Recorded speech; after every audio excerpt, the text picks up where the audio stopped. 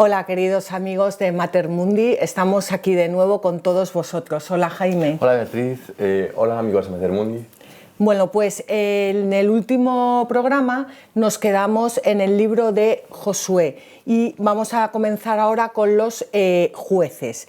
Habíamos dicho que Josué entra en la tierra prometida, en la tierra de Canaán, y que el pueblo al principio va invadiendo el pueblo de Canaán a los cananeos porque estaban unidos. Pero poco a poco esa unión se va desmoronando. ¿Te acuerdas, Jaime, que habíamos hablado de todo esto? Sí, ¿no? sí, sí. Y una vez que tú no estás unido, que no estás en comunión, es muy difícil conquistar nada en esta vida. Sí, es verdad que habíamos hablado de las familias y los matrimonios. Sí, y todo esto. porque uno dice una cosa y el otro dice completamente otra cosa. Bueno, pues el pueblo de Dios se separa de Dios y cae en la idolatría. Decíamos que Josué sirvió al Señor, que sus ministros directamente sirvieron al Señor, pero luego ya el pueblo se fue relajando. ¿Qué hacen? Que cuando caen en la idolatría se ven invadidos por los cananeos, incluso por los filisteos, que vamos a hablar ahora de ellos, y entonces es cuando se acuerdan del Señor. Sí. Eso te suena también, Sí, ¿no? sí, la verdad es que sí. Con los exámenes, ¿no? Sí, cuando lo estás pasando mal es cuando más rezas. Claro. Sí. Bueno, pues invocaban al Señor y el Señor, como siempre, les escuchaba y lo que hacía era suscitar una serie de jueces. Los jueces no eran unas personas viejecitas, ¿qué tal? Eran personas que Dios suscitaba para poner al frente del pueblo o de las distintas tribus para que pudieran vencer a los enemigos. Vencían y otra vez volvían a la idolatría. Otra vez volvían a atacarles y otra vez volvían a invocar al Señor. Así uno tras otro. Bueno, pues por eso no fueron capaces de expulsar a los cananeos, que lo decíamos en el programa anterior, porque no fueron capaces de poner todo su corazón al servicio de Dios. La verdad es que Dios tiene una paciencia infinita con nosotros. Sí, es lo que estoy viendo, que vamos, que es una vez tras otra y además que es que se nota que es que cuando lo necesitan es cuando le piden.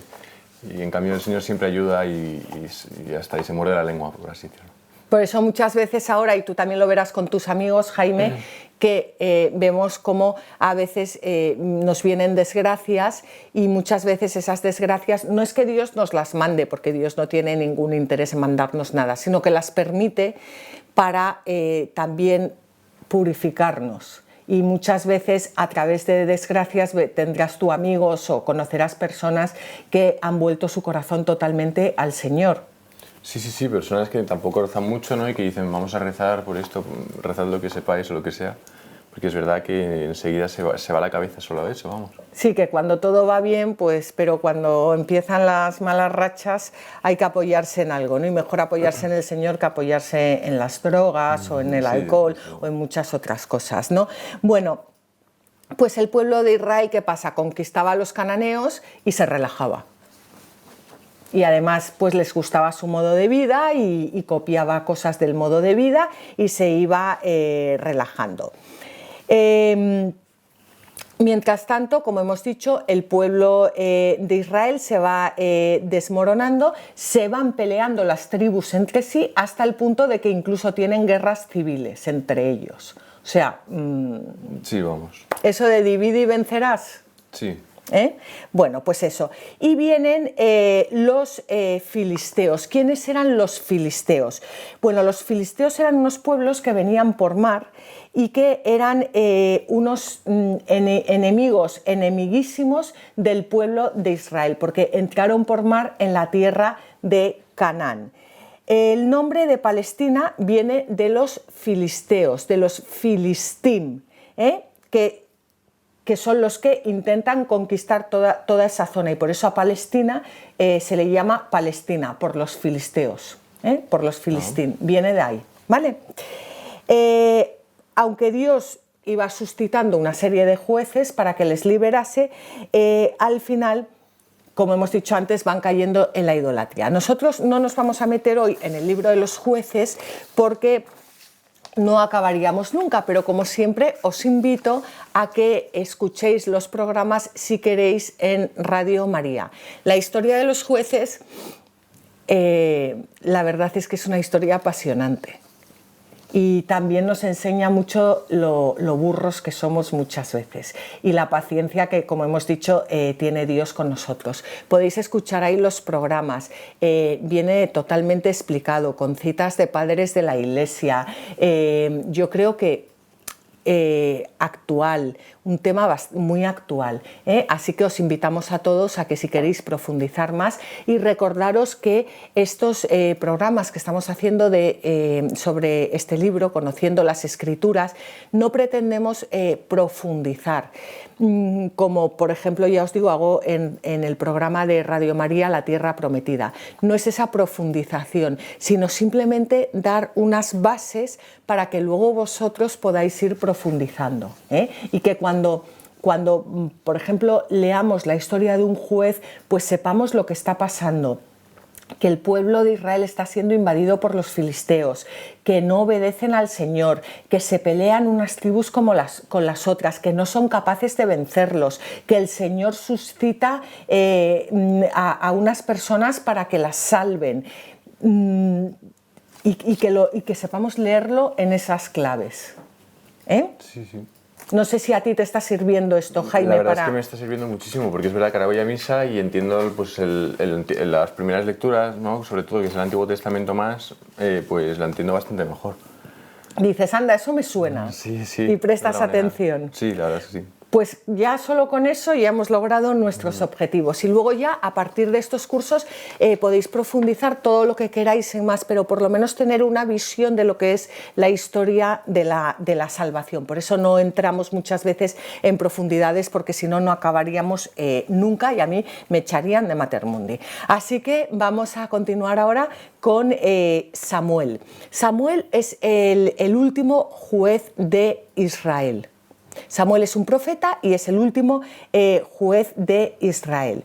Al final, Israel llega a un estado de anarquía total. Cada uno hace lo que le da la gana. O sea, lo mismo que comentábamos antes pasa en los matrimonios. Pues si no hay comunión, cada uno hace lo que le da la gana. En las familias, si no hay comunión, cada uno hace lo que le da la gana. En las empresas, con los amigos. Pues Israel llega a una situación de anarquía total. Y dice el libro de los jueces, cada uno hacía lo que le parecía recto a sus ojos.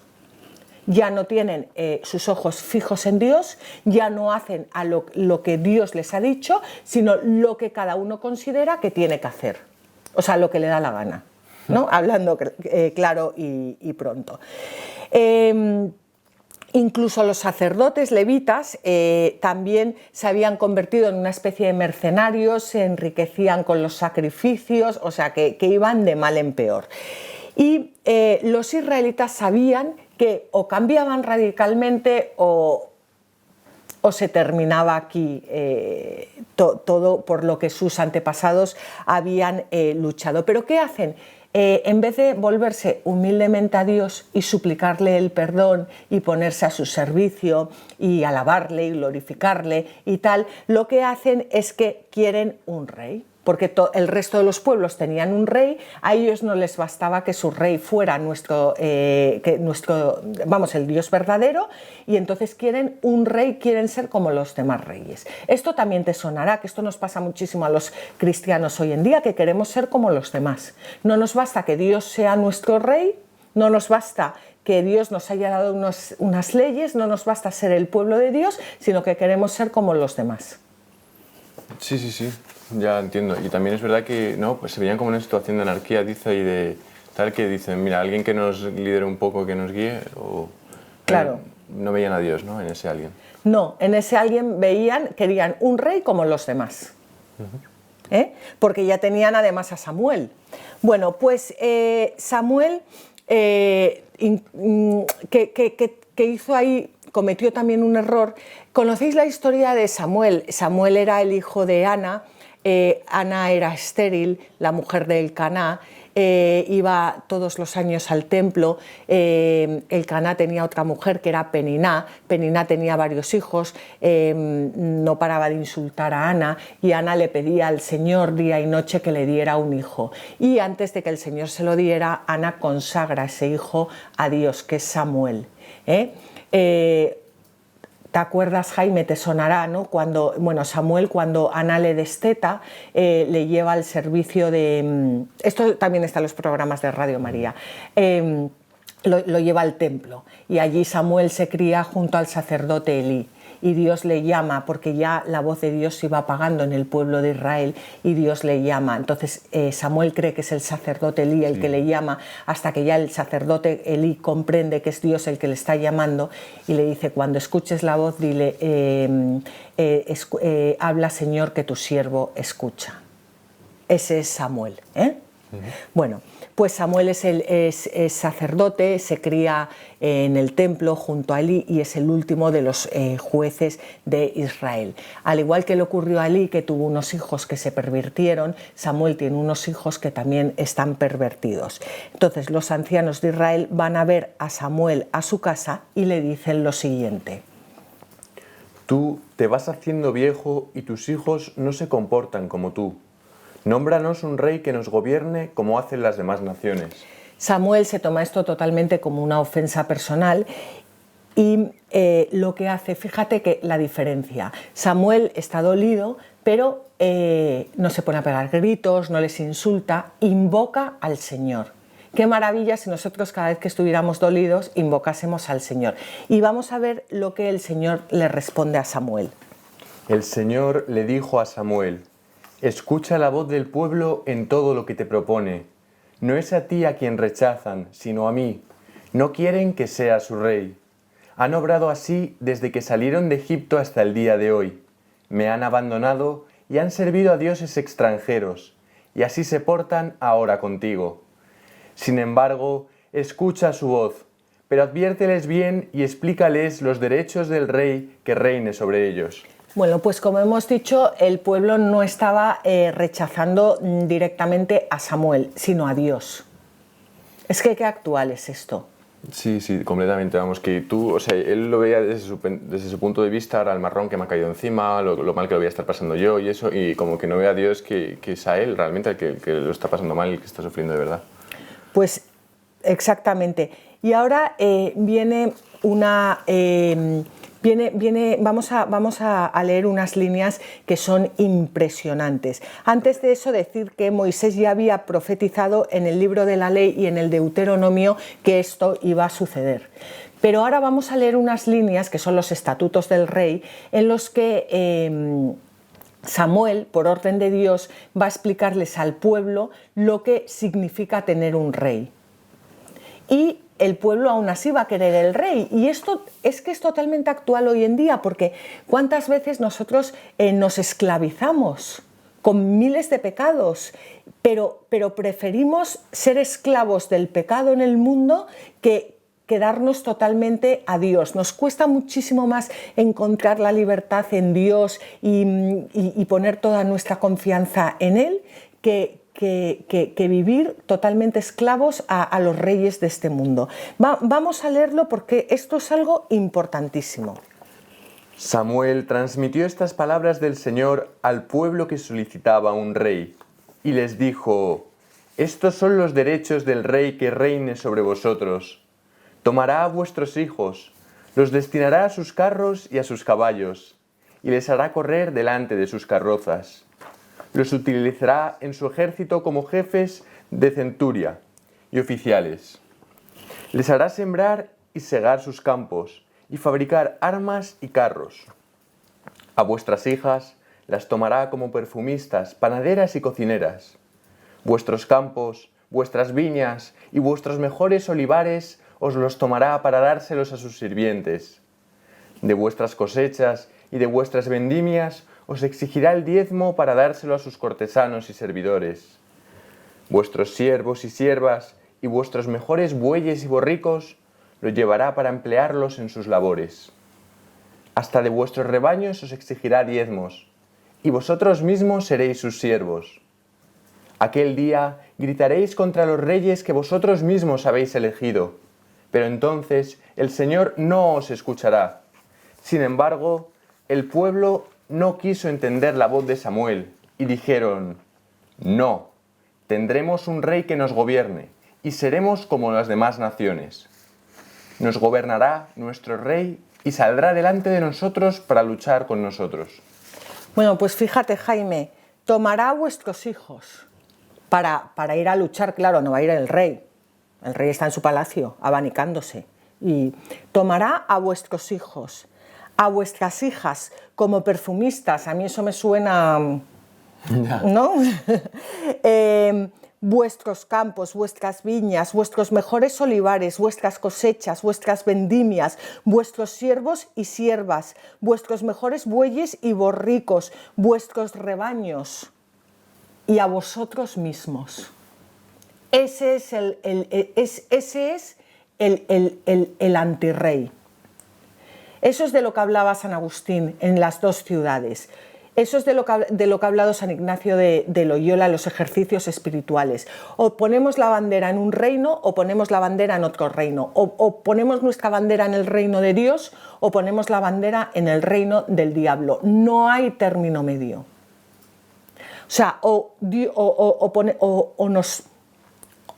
tomamos una determinada determinación, como decía Santa Teresa, de servir al Rey de Reyes, que es el que nos va a liberar de todo esto y el que nos va a dar la libertad y el que nos va a dar la vida eterna y el que nos va a devolver nuestra dignidad como personas, hayamos hecho lo que hayamos hecho, o ponemos nuestra bandera en el reino del diablo, porque no hay un término medio, en el reino de este mundo. Y entonces, eso sí, se llevarán todo lo nuestro, hasta nuestras personas. Porque si nos regimos por las leyes de este mundo, perdemos pues la mayoría de las cosas que tenemos, sobre todo nuestra dignidad. Fíjate que estamos más o menos en el año 1000 poco antes de Jesucristo, y es algo totalmente actual, porque es que Dios es actual. Los que no somos actuales somos nosotros. Yo creo que esto se entiende bien, ¿no, Jaime? Sí, la verdad es que se entiende muy bien. Bueno, pues ellos están avisados de todo lo que va a pasar y quieren un rey. No quieren a Samuel, que habla en... Bueno, a Samuel todavía sí, pero no, quieren un rey mundano. Y dice: aquel día gritaréis contra los reyes que vosotros mismos habéis elegido. Y vuelvo a lo mismo. ¿Cuántas veces encontramos a personas que gritan contra los reyes que ellos mismos han elegido, contra la pornografía, que no pueden dejar de verla, contra las redes sociales que les tienen totalmente obnubilados, contra la droga, contra el alcohol, contra la desidia, contra pues aquel día? Pero muchas veces son las elecciones que hacemos. Bueno, pues Saúl va a ser ungido como rey de Israel por Samuel. Dios le dice a Samuel que no se preocupe, que el pueblo quiere un rey y que Dios va a suscitar un rey. Esto es impresionante, porque Dios es un padre amoroso, sabe a sus hijos que somos todos unos burros, pero Dios tiene claro que ha sellado una alianza con toda la creación, ha sellado una alianza con el hombre, y que a pesar de nuestro rechazo, que a pesar de nuestro pecado, que a pesar de todas las cosas que hagamos,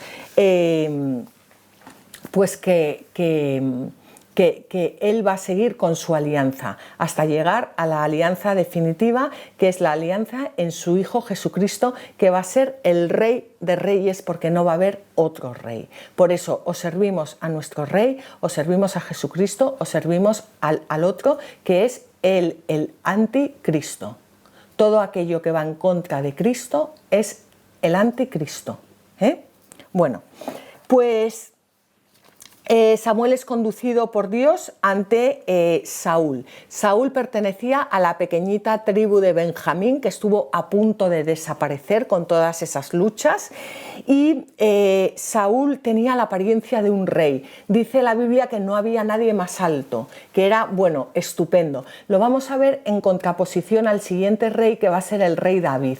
Que el rey David es que, vamos, es que su padre pensaba que no servía ni para nada. Entonces, cómo Dios mira al corazón de las personas, no a su apariencia, que esto también es una gran lección, cómo miramos el corazón de las personas y no la apariencia. Bueno, pues Saúl va a buscar a Samuel, que era vidente. Samuel era profeta, era vidente, era sacerdote, para preguntarle por un rebaño que se le había perdido, o sea, así de mundano, vamos. Y cuál es su sorpresa cuando llega para preguntarle que dónde está ese rebaño, y Saúl le unge como rey de Israel, ni más ni menos. Tú imagínate que tú vas a un sacerdote a preguntarle que se te han perdido las llaves y te unge como rey, pues ya estás ungido por el bautismo, que lo sepas. Ya. Saúl se sorprendió más cuando vio lo que Samuel hacía a continuación. Entonces tomó Samuel el recipiente de aceite, lo derramó sobre la cabeza de Saúl y luego le besó diciendo: «He aquí que el Señor te ha ungido como príncipe de mi pueblo Israel». Aquí vamos a hacer un pequeño paréntesis, Jaime, porque esto de ungir es muy importante. ¿Para ti significa algo ungir? Porque yo creo que hoy en día ungir no sabemos muy bien. Ni idea. Ni idea, pues eso es lo que me gusta. Así que, porque igual que tú no tienes ni idea, la mayoría tampoco tenemos ni idea. Bueno, ungir, ¿qué significa ungir? Ungir significa derramar aceite sobre alguien, ¿vale? Por supuesto, como acto de consagración. El aceite simboliza el Espíritu Santo también, por supuesto, ¿no? Bueno, ¿qué es el aceite? Un signo visible de que Saúl ha sido elegido por Dios. Es ungido por Samuel, y es un signo visible, el aceite lo vemos, es un signo visible, como los sacramentos, de que Saúl ha sido elegido por Dios. Por lo tanto, tenemos a Saúl en estos momentos, que es el ungido de Israel, es decir, la persona elegida por Dios para gobernar Israel. En hebreo, ungido significa Mesías, y en griego, significa, no se dice Mesías, y en griego se dice Cristo. Por tanto, Jesucristo es el ungido con mayúscula por Dios para salvar a su pueblo. Es el consagrado con mayúscula por Dios. Jesucristo, cuando es ungido en el río Jordán, con el Espíritu Santo, ahí Dios le consagra a través del Espíritu Santo y de San Juan y del agua del Jordán, para que vaya a salvar a su pueblo. Y ahí comienza toda su vida pública. Nosotros somos ungidos en el bautismo como sacerdotes, como profetas y como reyes del pueblo de Israel. Si de verdad viviésemos nuestro bautismo, nos quedaríamos impresionadísimo. Desde luego, seríamos otros Cristos. Bueno, ya lo somos, ¿no? Por el claro, ya lo somos. Luego, esa unción llega a su plenitud en el sacramento de la confirmación. Pero fíjate qué impresionante. O sea, cuando te unge el sacerdote con aceite, te abre la boca para poder alabar a Dios, te abre el oído para poder escuchar a Dios, te abre los ojos para poder ver el mundo según Dios. Somos sacerdotes, profetas y reyes. Y estamos llamados a actuar en este mundo como sacerdotes, no el sacerdocio sacramental, sino somos sacerdotes, es decir, ofrecemos sacrificios a Dios por nosotros mismos y por los demás, hasta ofrecernos nuestros cuerpos. Esos son los mártires, es la santidad llevada a plenitud. Somos profetas porque hablamos palabras de Dios, porque los cristianos leemos la palabra de Dios, rezamos con la palabra de Dios y deberíamos hablar con la palabra de Dios, ¿no? Esto lo hemos dicho ya varias veces, ¿no? El que está todo el día leyendo una revista de moda, pues al final, ¿de qué habla? De moda. El que está todo el día leyendo una revista de coches, ¿de qué habla? Pues de coches, ¿no? Claro. El que está todo el día leyendo la Biblia, pues... Pues al final, ¿qué le sale? Hablar de Dios. De las cosas de lo que se ha Dios, llenado. ¿no? Pues somos esos sacerdotes, somos profetas y somos reyes y reinas del pueblo de Dios. Pertenecemos al pueblo de Dios, al reinado de Jesucristo. Y esto es algo que Dios nos da en el bautismo, que Dios nos regala, que nos hace hijos suyos para llevarlo a todo el mundo, no para que nosotros nos creamos ni que somos más ni que somos menos, sino para llevarlo a todo el mundo. Es muy, Sí. es muy impresionante ser católico, pertenecer a la Iglesia Católica, ser cristiano, es muy impresionante. O sea, tienes como una misión en el momento en que lo eres, vamos, de llevarlo a todo el mundo y de reconocer a Dios. Claro, luego esa misión se hace realidad,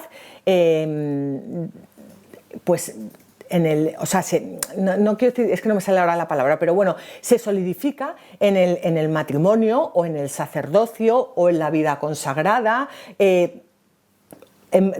pero la misión la misión que tenemos es la misión de todo bautizado, sea a través del sacerdocio, sea a través de la vida consagrada, sea a través de ser un buen padre, una buena madre de familia o de servir a Dios de otras formas, pero la misión es la misión del bautismo, ir al mundo entero y anunciar el Evangelio.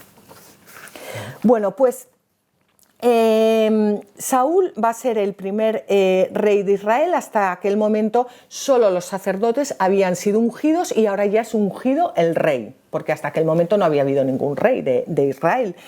Y después de ser ungido, a Saúl, ¿qué le pasa? Que comienza a profetizar. El Espíritu de Dios se derrama sobre él y Dios sigue haciendo a través de su pueblo. Se nos ha acabado el tiempo, vamos a continuar en el programa siguiente hablando del rey Saúl. El rey Saúl va a ser el primer rey de Israel, pero va a cometer dos grandes errores, por lo que no va a ser a través de su descendencia de la que Dios va a fundar una dinastía, sino a través del rey David. Eso lo veremos ya en el programa siguiente. Muchísimas gracias, queridos amigos, por haber estado con nosotros. Sabéis que podéis escribirnos y, por favor, cualquier cosa que podamos mejorar, pues estaremos encantados de que nos ayudéis. Muchas gracias.